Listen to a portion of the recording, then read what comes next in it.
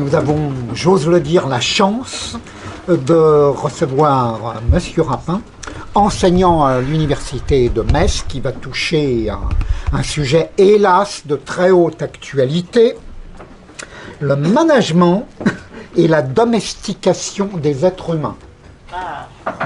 Vous voyez ce que je veux dire? Je suppose tout au moins, c'est effectivement très très chaud, et donc je lui laisse la parole et nous verrons ce que donnera la confrontation, je m'excuse si je choque sa modestie, de la philosophie à ce sujet. La parole est à Monsieur Rapin.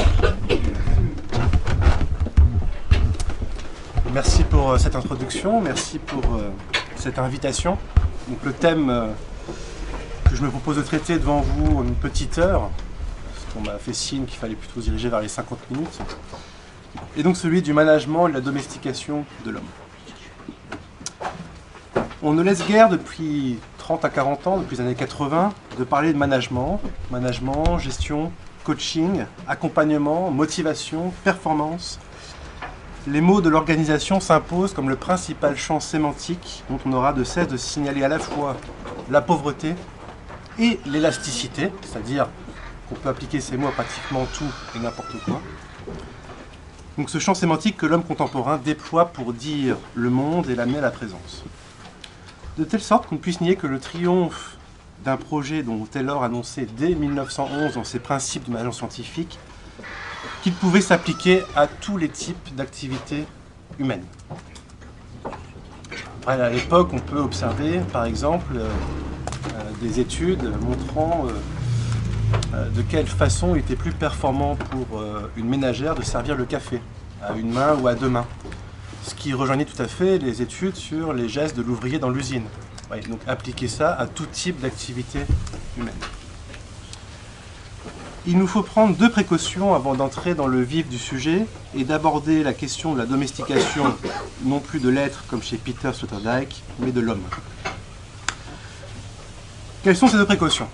Il s'avère expédient d'une part de préciser la phénoménologie du management, c'est-à-dire la façon dont il nous apparaît, afin de prendre compte de sa massivité et de le considérer avec toute l'attention qu'il se doit, et d'autre part de donner quelques éléments définitoires, de définition, car la langue courante, la doxa, disait Platon, ne permet guère d'accéder à l'intelligibilité d'un tel phénomène. Soyons en premier lieu factuels. 18,4% des étudiants français, et l'ordre de grandeur reste semblable pour les étudiants occidentaux, sont inscrits dans un cursus de management. Ce qui ne prend pas en compte les études de psychologie, notamment de psychologie du travail, de sociologie, notamment de sociologie du travail, ou encore d'ingénierie.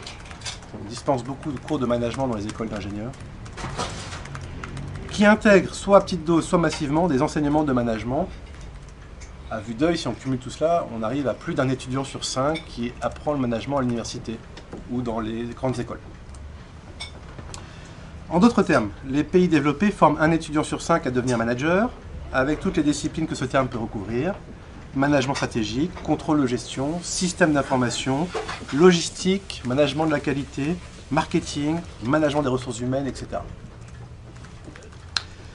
Soyons en second lieu phénoménologues et observons le récit d'une vie contemporaine. Naissance dans une maternité, crèche ou assistance maternelle agréée par la PMI, école maternelle et primaire, collège, lycée, université ou grande école, travail ou prise en charge par Pôle emploi, loisirs, vacances, association de jeunes retraités, maison de repos, hôpital, cimetière. Nous nous trouvons tout au long de notre vie en prise avec les organisations, de façon directe ou indirecte, et je pense pouvoir affirmer que le trait de notre époque est celui d'être d'un monde d'organisation, étant entendu que l'organisation que je définis ici comme une activité collective finalisée est précisément le lieu de déploiement du management. Par voie de conséquence, je dirais, pour passer du registre phénoménologique à la conceptualisation métaphysique, que nous sommes devenus des êtres jetés dans les organisations, dès la maternité. Ou encore que l'organisation est devenue le site de déploiement de l'être à l'époque de la planétarisation. C'est-à-dire que l'être se donne à voir à travers les organisations. Plus prosaïquement, le management engage la condition humaine et le statut du monde, c'est dire s'il faut le prendre au sérieux. Venons-en à notre seconde précaution. Lieu commun, le management fait souvent l'objet d'une économie de réflexion. Devenu naturel et comme consubstantiel à l'homme contemporain, il va de soi et ne requiert pas d'effort d'intelligibilité particulier. Aussi, les managers et les enseignants-chercheurs se contentent-ils soit de banalité, soit de recherche technicienne et utilitariste. Mais peu de personnes se penchent sur les textes fondateurs afin de donner à voir le projet tout à fait spécifique et cohérent qu'est le management. C'est-à-dire la vision du monde dans laquelle nous sommes anthropologiquement plongés aujourd'hui. Retenons les points suivants, les 5 points suivants. Premièrement, le management est un ensemble de connaissances scientifiques qui s'est constitué pendant la révolution industrielle. Les diplômes et les concours, les unités de formation et les laboratoires de recherche témoignent de cette scientificité du management. Deuxièmement, plus qu'une science, le management est une technoscience. Il a été fondé par des ingénieurs pour des ingénieurs. Si je peux citer 3 noms qui correspondent à 3 périodes successives. Charles Babbage pour le début du 19e siècle, la première partie du 19e siècle. Taylor pour la charnière du 19e et du 20e siècle. Et Herbert Simon pour la seconde partie du 20e siècle. J'y reviendrai après. Une fois l'homme décomposé et désarticulé par le matérialisme des Lumières, ces ingénieurs tentèrent de rationaliser le fonctionnement des machines et de l'organisation du travail en y amplifiant les caractéristiques de la mécanique humaine. Alors, ce qu'il faut noter, mais je n'y reviendrai pas, c'est que généralement on dit que la machine a servi de modèle à l'homme, c'est l'inverse, c'est parce qu'on a pu décomposer l'homme par la philosophie matérialiste qu'on a pu mettre en place effectivement l'extension de la machine. Troisièmement, la finalité de cette technoscience, qui est donc le management, est le gouvernement des hommes dans les ateliers et les bureaux, bref, en situation de travail. Tout comme les machines, l'efficacité ou le rendement d'un travailleur correspond au minimum de pertes enregistrées entre l'énergie investie et le résultat obtenu. Ce qui s'appelle conservation de l'énergie en thermodynamique devient contrôle en management. Quatrièmement, ce projet de gouvernement politique, en ce qu'il organise la vie d'une communauté, se distingue à la fois du libéralisme et du socialisme, car il rejette l'individualisme du premier et la conflictualité du second. Conflictualité, je fais référence à la lutte des classes.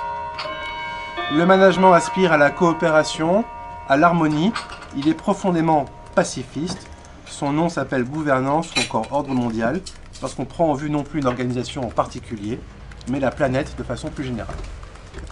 Cinquième et dernier point. En dernier ressort, le management s'appuie sur l'amitié, dont Taylor fait le fondement de sa démarche scientifique. Ça, c'est très étonnant. Mais il s'agit plus précisément d'une sécularisation du messianisme des Quakers, puisque Taylor appartenait à la société religieuse des Amis.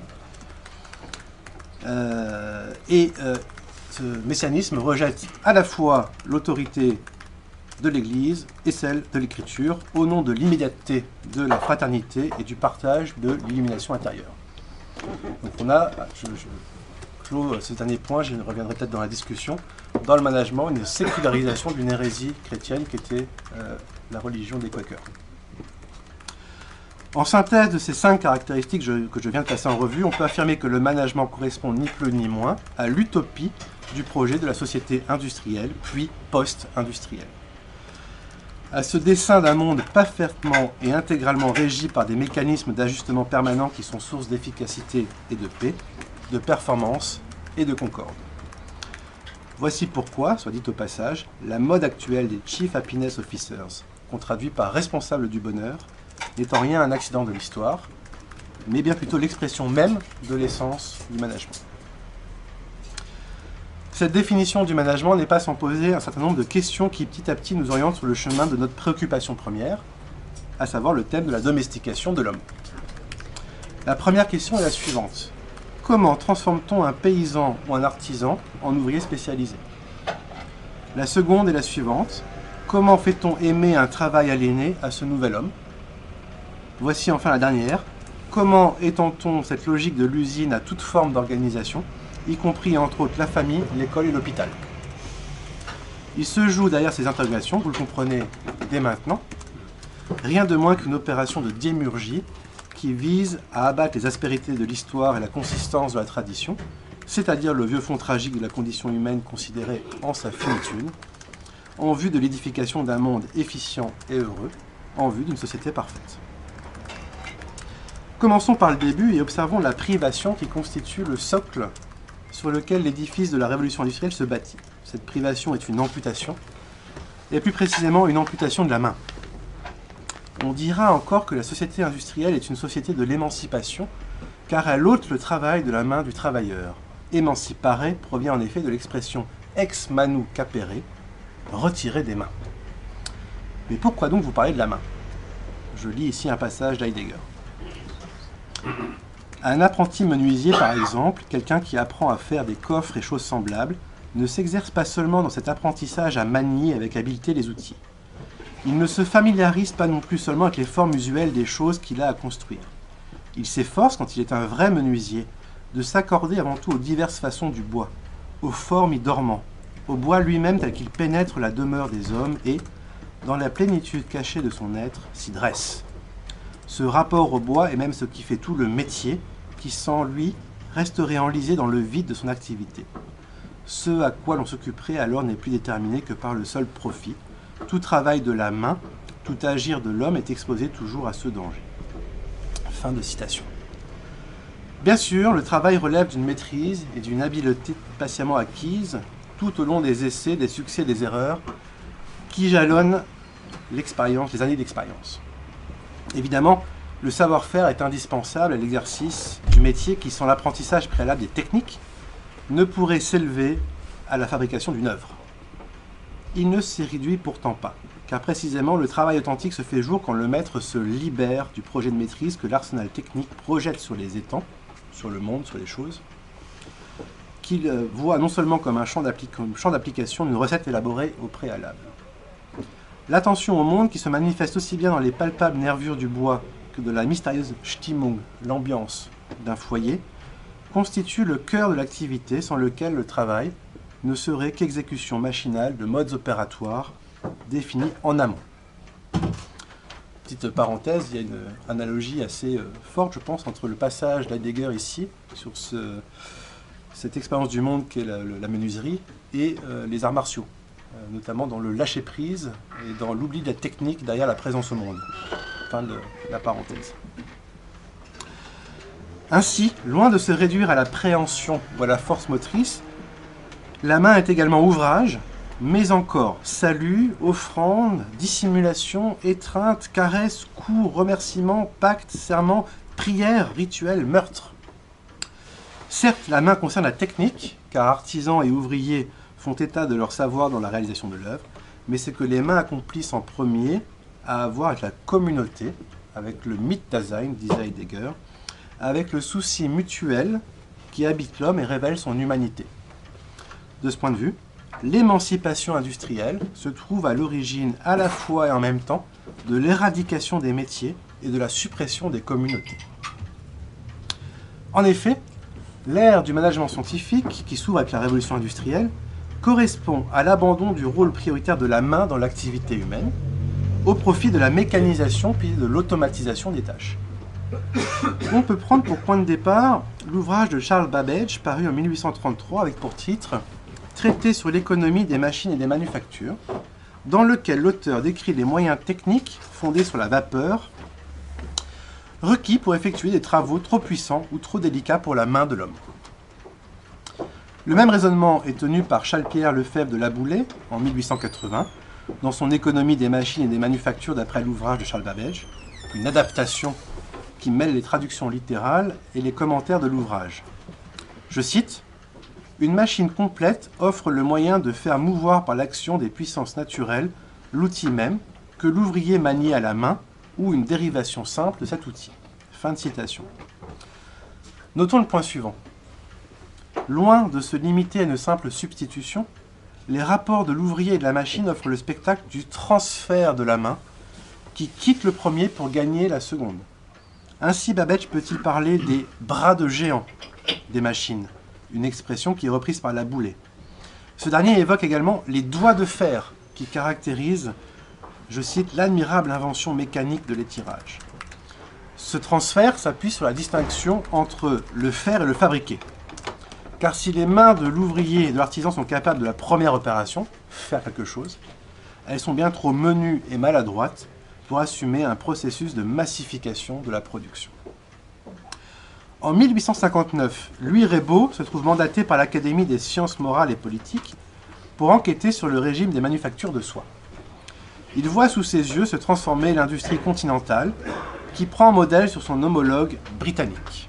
Je cite, « Il se passe quelque chose d'analogue à ce qui s'est passé en Angleterre vers la fin du siècle dernier pour les laines et les cotons, quand les métiers mécaniques se substituèrent aux métiers à bras. » Il ajoute, après ce constat, une remarque ironique et de mauvais goût, qui possède toutefois le mérite de pointer l'ancienne importance de la main. Je cite, « On peut dire de l'ancien procédé qu'il mourut les armes à la main. » Fin de citation. Humour du 19e siècle. Quant à Taylor, il identifie dès le premier chapitre des principes du management scientifique les 3 conditions de l'inefficacité au travail, ou du travail. Primo, l'illusion que l'augmentation de la production de chaque employé finira nécessairement en départ ou licenciement. Secondo, un système managérial défectueux qui encourage la flânerie comme moyen de protection des intérêts ouvriers. J'y reviendrai tout à l'heure.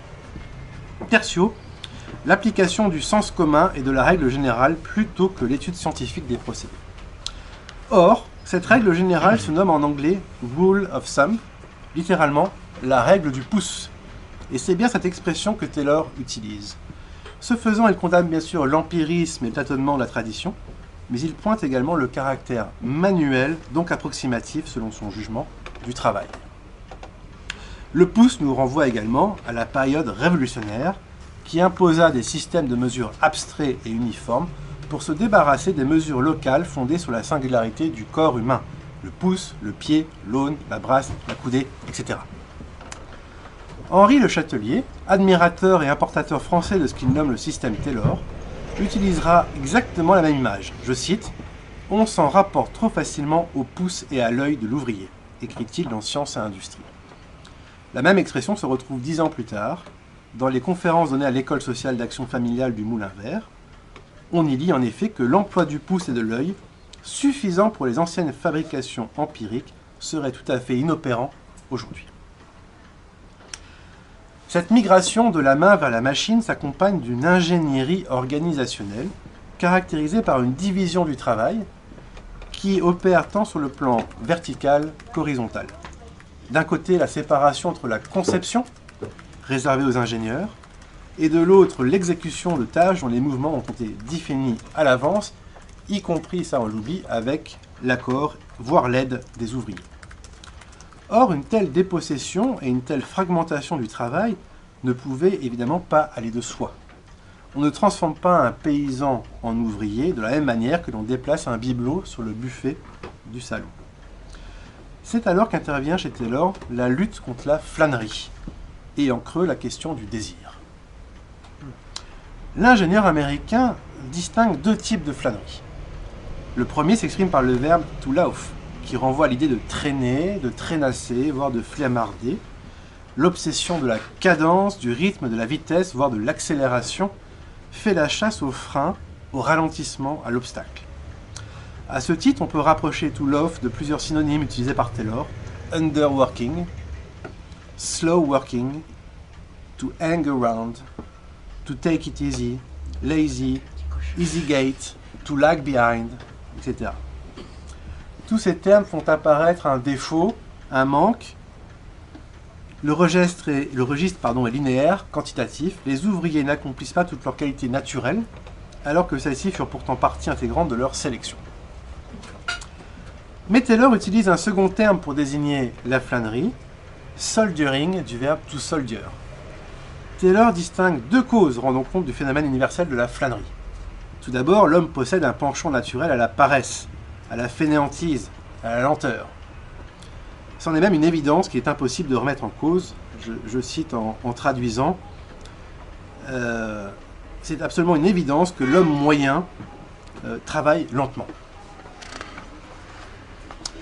Il n'y a guère qu'une pression extérieure, c'est-à-dire une contrainte, qui puisse amener l'ouvrier à adopter un rythme plus rapide.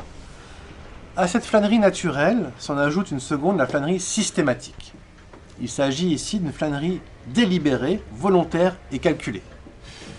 Non plus le penchant de notre nature, mais la prise en compte d'un intérêt de classe devant la fixation du salaire par le patron pour chaque catégorie d'employés.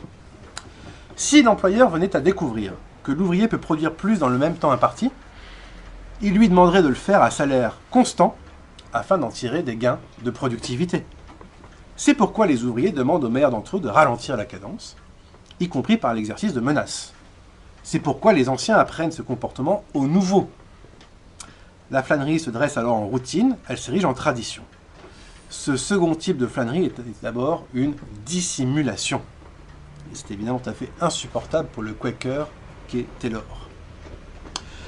Pour Taylor, qui fait du travail une valeur centrale, la paresse naturelle était déjà condamnable. Mais que dira alors de la flânerie qui contient dans son essence propre tromperie, mensonge et malhonnêteté envers l'employeur? Mais loin de se limiter à cette condamnation morale, le malaise de Taylor est en outre économique. La flânerie dépense dans la dissimulation une énergie qui aurait pu être convertie en travail. Elle est gaspillage, dispersion d'énergie, calcul irrationnel.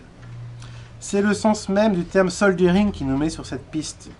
Le dictionnaire en donne la définition suivante: to make a pretense of working while really loafing. Donc faire semblant de travailler alors qu'on est en train de penser à autre chose, on va dire. On y retrouve le sens de la feinte décrit au paragraphe précédent.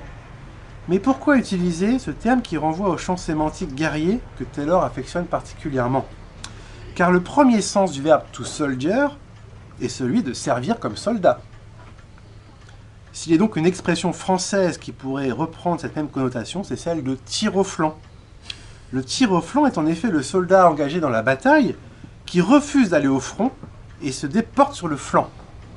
Il n'est pas celui qui s'arrête paralysé par la peur en pure perte d'énergie, mais celui qui initie une déviation de cette énergie. Il est assez à l'origine d'un déséquilibre susceptible de menacer l'harmonie générale du bataillon, avec comme conséquence fatale la désorganisation. On comprend alors tout l'enjeu qui se porte autour de la flânerie comme soldering. Le management scientifique a certes pour finalité de remédier à la paresse et de se poser en prothèse d'une nature humaine défaillante, mais plus encore, il porte son action sur la rectitude du désir, sur sa rectification, sur son redressement, comme l'on parle d'une maison de redressement, afin d'éluder toute possibilité de subversion qu'offre la déviation ou le détournement de l'énergie. Aussi, la centralité de la flânerie chez Taylor nous autorise-t-elle à revenir sur des pensées contemporaines, considérant le désir pour objet central du management. C'est le cas entre autres de deux auteurs dont je pense que vous ne parlez pas beaucoup ici, Michel Foucault et de Frédéric Lordon. Frédéric Lordon qui était le philosophe de Nuit debout. Dans son cours de 72-73 au Collège de France, qui s'appelle La société punitive, que l'on suppose être préparatoire à son livre plus célèbre qui s'appelle Surveiller et punir, Foucault part du postulat suivant, je cite, « Le temps et la vie de l'homme ne sont pas par nature travail, ils sont plaisir, discontinuité, fête, repos, besoin, instant, hasard, violence, etc. » Fin de citation. La vie est expression luxuriante et désordonnée du désir, anarchie des affects, d'où le rôle du management énoncé dès la phrase suivante chez Foucault, je cite, « Or, c'est toute cette énergie explosive qu'il faut transformer en une force de travail continue et continuellement offerte sur le marché. » Fin de citation. Les travailleurs, principalement des paysans arrivant en ville lors de la fin de saison à la campagne, ne sont guère habitués à la standardisation des tâches, au respect des délais et des heures. Ils ne reconnaissent guère la légitimité de l'autorité et importent dans l'atelier leur mode d'être des champs. Il s'agit donc, pour reprendre les termes du philosophe, de fixer leur énergie sur l'appareil de production. Je cite Foucault, « Ce qui est en question, c'est un rapport de fixation à l'appareil de production. » Si le développement des institutions judiciaires et carcérales s'avère efficace pour lutter contre la déprédation, les vols, les sabotages, la question qui hante l'employeur est celle de la dissipation de l'énergie qui prend la forme, je cite, de l'absentéisme, des retards, de la paresse, des fêtes, de la débauche, du nomadisme, bref, de tout ce qui est de l'ordre de l'irrégularité, de la mobilité dans l'espace. Fin de citation.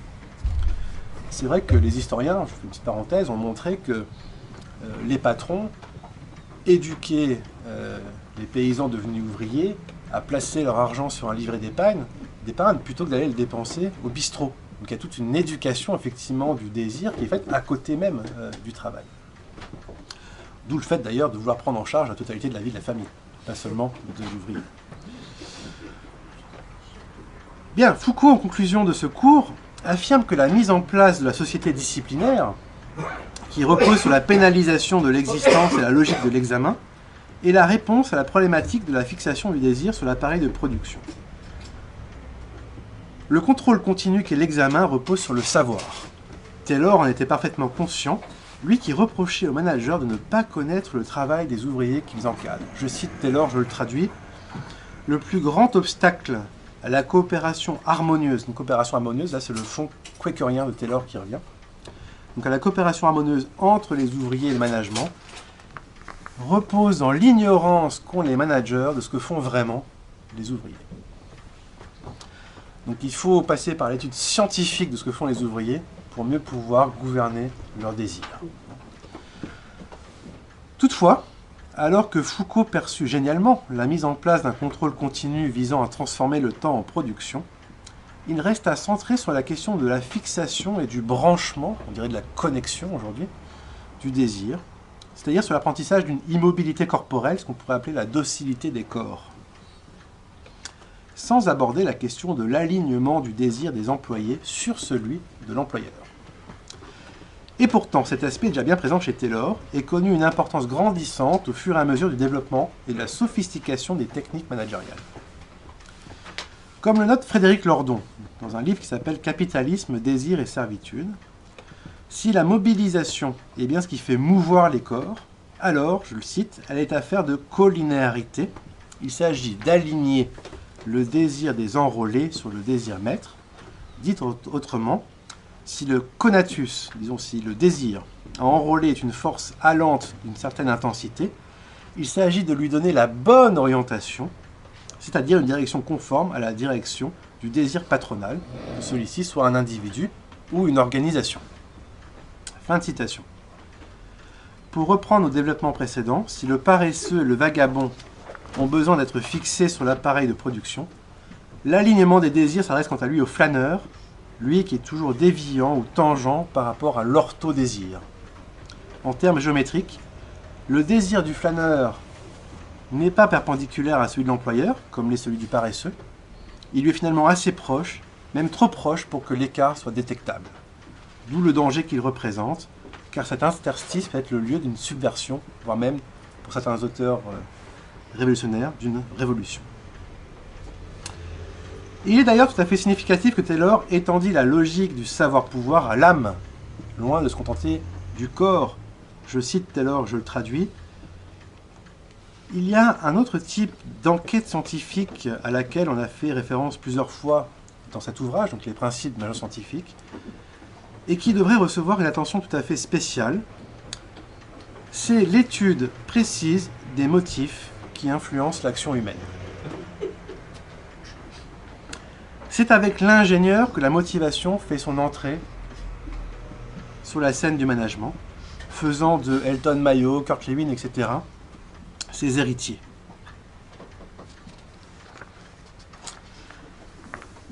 Alors, l'alignement du désir se produit chez Taylor dans la corrélation qui est instituée entre la cadence et le salaire,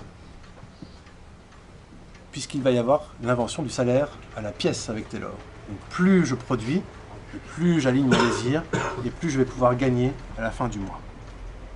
Mais la reconnaissance n'est pas seulement financière, elle est aussi psychologique, car le travailleur doit être encouragé à améliorer les méthodes en vigueur.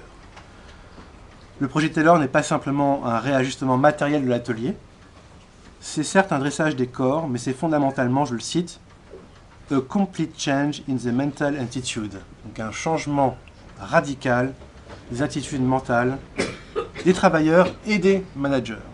Donc le management est une révolution anthropologique. Il transforme l'outillage mental, pour reprendre l'expression de l'historien Lucien Febvre. Une discipline des sciences de gestion s'est faite une spécialité d'étudier le redressement du désir des travailleurs. Il s'agit du comportement organisationnel, qui désigne l'étude des comportements des individus qui évoluent dans une organisation. Herbert Simon, donc Simon s'écrit comme Simon en français, est le père fondateur de ce qui s'appelait encore dans les années 40 le comportement administratif. Et il est tout de suite important de noter que Simon fut récompensé du prix de la Banque de Suède, qu'on appelle vulgairement le prix Nobel d'économie, qui n'est pas un prix Nobel, pour ses travaux sur la rationalité limitée, et que le même personnage fut parmi les fondateurs dans les années 50 de l'intelligence artificielle. Comment rendre compte de l'unité de la pensée d'un auteur en embrassant ces trois dimensions, le comportement organisationnel, la rationalité limitée et l'intelligence artificielle. Il s'agit d'une conception cognitivo-comportementale de l'être humain, dont les sous-bassements sont informationnels et qui ouvre la voie à la création de techniques de manipulation et de domestication de l'homme. Détaillons tout d'abord les principes avant d'en venir à leur déclinaison opérationnelle. Rationalité limitée. Cela signifie que nos capacités cognitives ne nous permettent pas de récolter toute l'information présente dans l'environnement. On parle d'informations imparfaites ou encore d'informations asymétriques. Et que quand bien même nous y parviendrions, nous ne serions pas en mesure de la traiter pour rendre une décision optimale. On comprend que Simon s'oppose ici aux économistes néoclassiques. Mais l'on saisit également que l'intelligence artificielle a précisément pour rôle de venir combler cette lacune cognitive, d'une part en installant des capteurs artificiels qui pallient les limites de nos sens, d'autre part en créant des algorithmes capables de traiter l'information récoltée de telle façon qu'un cerveau humain ne pourrait le faire. Donc là, je n'explore pas cette branche, mais on a là la naissance du raisonnement conduisant au transhumanisme. Mais qu'en est-il du comportement administratif, rebaptisé plus tard comportement organisationnel? Eh bien, le raisonnement demeure strictement identique, alors que l'intelligence artificielle joue le rôle d'une prothèse extérieure, quand bien même elle se glisserait aujourd'hui sous notre peau. Le comportement organisationnel, quant à lui, étudie les différentes formes de prothèses internes, à savoir l'intériorisation des buts organisationnels par l'individu.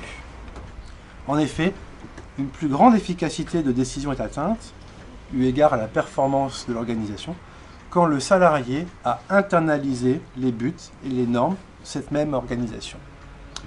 Ce phénomène, Herbert Simon le nomme lui-même docilité, qu'il définit comme, je cite, « la tendance à se conduire d'une façon qui est approuvée socialement et à réfréner les conduites qui vont dans un sens qui est approuvé ». Alors la docilité se nomme aujourd'hui, en langage technique et universitaire, implication organisationnelle, engagement organisationnel, citoyenneté organisationnelle, attachement organisationnel, etc. Et chez les consultants et les managers, savoir-être, agilité, mobilisation. Mais Simon s'inscrit dans une anthropologie plus générale qui fait suite au tournant cybernétique. De 1946 à 1953 se réunirent, sous l'égide de la fondation Macy, des scientifiques d'horizons divers. Je cite au passage Norbert Wiener pour les mathématiques, Warren McCulloch pour la neurobiologie, John von Neumann qui était mathématicien et informaticien, Gregory Bateson qui était anthropologue, Kurt Lewin sociologue, Heinrich von Foster lui était en biologie, etc. Ces scientifiques étaient en quête d'un fondement commun aux sciences naturelles et aux sciences humaines. Ce fondement n'est autre que l'information, conçue d'un point de vue logique, qui permet de placer sur un pied d'égalité épistémologique et ontologique l'ordinateur et l'être humain, l'artificiel et le vivant, puisque l'un et l'autre sont des machines à traiter de l'information. Dans tous les cas, des protocoles de raisonnement que l'on nomme programmes ou encore algorithmes permettent de traiter l'information issue de l'environnement. Cette notion de programme allait non seulement connaître du succès chez les philosophes postmodernes, je pense à Jacques Derrida, mais également structurer tout un pan des sciences humaines qui joue un rôle tout à fait central dans la domestication de l'homme. Regardons-y de plus près. Le groupe Bateson, donc du nom de l'anthropologue Gregory Bateson, qui était l'époux d'une autre anthropologue qui s'appelait Margaret Mead, prend forme dès 1953, donc juste à la fin des conférences Macy, et réunit John Wickland, Jay Haley, William Fry et Don Jackson. Notons qu'une fois le financement initial épuisé, le projet fut sauvé par les subventions de la fondation Macy, qui finança les conférences Macy, par le Fund for Psychiatry et par le National Institute for Mental Health, qui avait derrière évidemment toute une visée hygiéniste, une psychiatrisation de la nature humaine et même des relations internationales. En 1959, le Mental Research Institute, donc le MRI, est créé suite au désir de Don Jackson de développer le volet thérapeutique des réflexions engagées dans le groupe Bateson.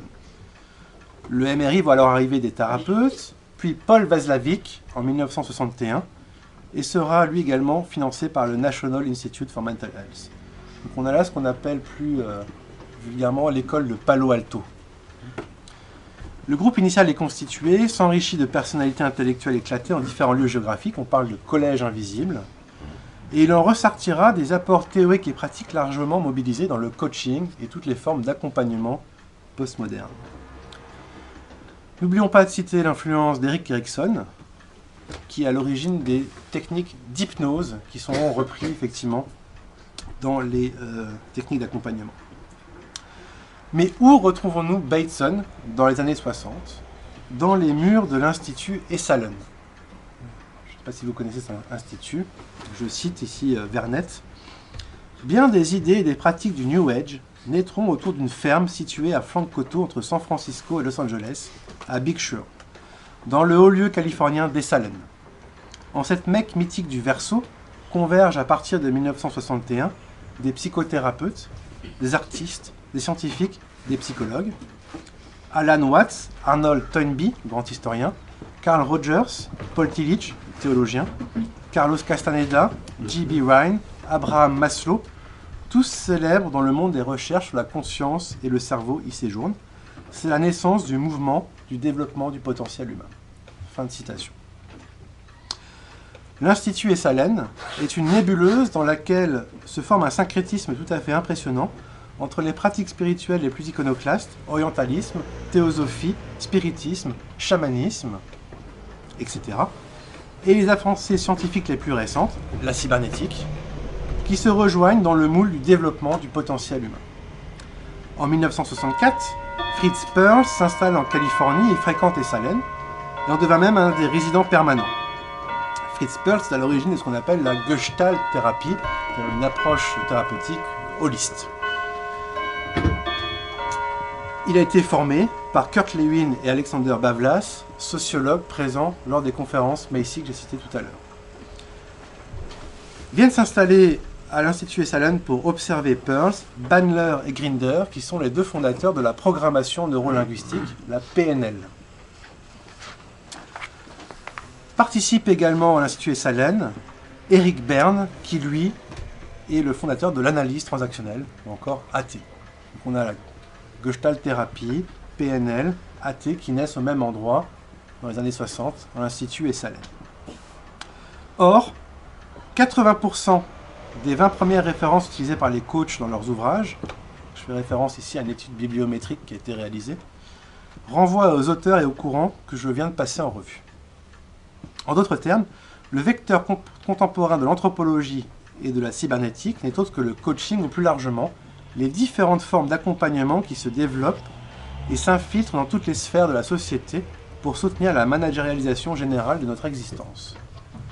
Prenons un exemple concret issu d'un ouvrage de coaching. Celui de Véronique, 34 ans, est responsable d'une cinquantaine d'ingénieurs. Elle consulte un coach car, seule femme dans un univers masculin, elle ne supporte plus les remarques sexistes de ses collègues et voudrait être reconnue pour ses compétences. Sa demande est celle d'une adaptation. Je cite ici le livre du coach en question. C'est un verbatim de Véronique. Peut-être mieux intégrer, 3 petits points, les sentiments dans la façon dont je peux traiter avec les gens de l'entourage, enfin au niveau professionnel. Fin de citation. Dès le départ, les aspects moraux et politiques des préjugés sont écartés au profit d'une approche psychologisante, centrée sur la coachée. L'indistinction entre sujet de droit et sujet biopsychologique est ainsi établie d'entrée de jeu. Je cite, « La perception que je renvoie aux autres m'amène à dire que je pourrais effectivement paraître plus féminine. » Fin de citation. Tout le travail de questionnement et de reformulation aboutit à remettre en question le style de management de Véronique, qu'elle qualifie de masculin, et l'invite au final à assumer sa féminité au travail. Le raisonnement sous-jacent est le suivant. Les remarques sexistes proviennent d'un style de management inadapté. Véronique doit donc changer de représentation, puis ses comportements managériaux, afin de pallier ce problème. La technicité du coaching évacue tout tiers, ici en l'occurrence par exemple celui de la dignité humaine, et réduit les situations rencontrées à leur pure fonctionnalité. Véronique est toujours reconduite à son propre cadre de référence, ainsi qu'à ses croyances. C'est là le matériau sur lequel le coach agit pour que le coaché trouve une solution à ses problèmes. Mais loin que ce mouvement perpétuel n'emmène la subjectivité à se plier ou à inventer de nouvelles formes de résistance, il l'assigne constamment à la surface comportementale. Que dois-je faire pour ? Dans un va-et-vient permanent avec l'environnement. Il ne s'agit donc pas seulement de se conformer à des normes attendues, car celles-ci sont trop nombreuses et changent très vite, mais d'apprendre à apprendre, qui est la formule clé à la fois des managers et des pédagogues. Le fonctionnement cognitivo-comportemental est l'objet central de l'intervention du coaching. Le coach recherche l'adaptation, réactive ou proactive, du coaché à son environnement. Le constructivisme, entendu ici comme la capacité de l'être humain à fabriquer la réalité, justifie philosophiquement l'autofondation et la reconnaissance de la toute-puissance du potentiel des coachés. L'anthropologie qu'il propose est le levier de l'adaptation permanente des individus au régime de ce que j'appelle l'exception généralisée. Je conclus. Nous voici arrivés au terme de notre parcours qui mit en exergue la transformation du paysan, symbole de l'homme enraciné, métaphore de l'attachement à la terre en général et à une terre en particulier, en individu employable et adaptable, capable de transférer ses compétences en tout lieu. À la managérialisation de l'existence correspond ainsi un nomadisme généralisé, mais en outre une domestication d'ensemble. Que cela peut-il au fond signifier ? Domestication provient du latin domus, qui donna également domicile ou domaine, et qui signifie construction en général et maison en particulier. On pourrait en faire une traduction possible de l'oikos des Grecs, et envisager un rapprochement avec la loi de l'oikos, l'économie. Ainsi, la domestication de nos vies, qui passe aujourd'hui par le réductionnisme cognitivo-comportemental issu de la cybernétique, nous enferme dans le domaine privé et bannit la sphère publique, c'est-à-dire la possibilité de la décision politique. Ce qui se joue dans le management en dernier ressort, c'est le refus de toutes les médiations au nom d'un fonctionnalisme autoréférent. Ce sont alors toutes les institutions qui, devenant des organisations, perdent leur nature institutionnelle et ne forment plus le monde au sein duquel une histoire humaine pourrait se dérouler. Je vous remercie. C'est la fin de la conférence.